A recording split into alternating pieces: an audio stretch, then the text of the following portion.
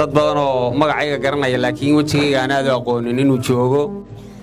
waxaan hubaa gabdho badan oo wax la yeelan inay fadhiyaan meesha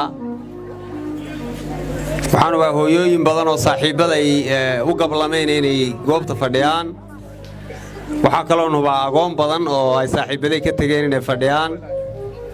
waxaa kaloo iyadana hubaa gabdho badan oo asay qaaday inay fadhiyaan waxaa kaloo iyadana hubaa gabdho badan oo ciqaab iyo jirdil uu soo gaaray inay goobta fadhiyaan marka intaas oo dhan ilaahay waxaan u baryayaa inuu siiyo guul ay ku liibaanaan oo cid kasta ay ku bogsato oo agoonta iyo gabdhaha asayda qaaday iyo kuwa dhibku soo gaaray iyo hooyooyinka naafadaaba waxaan idiin sheegaynaa qadiyadii iyo ballankii aan saaxiibadana la galay inagoo aynu ku wada rafaadnay inaan weli u taagannahay halgankeenna iyo qadiyadeenna yaynaan ka daalin yaynaan tanaasulin yaynaan liicin yaynaan iloobin innaguna aan isku naxariisanno taladana wadaagno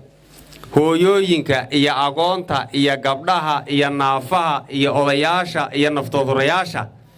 sidaynu isugu xidhnaan jirnaan isugu xidhnaano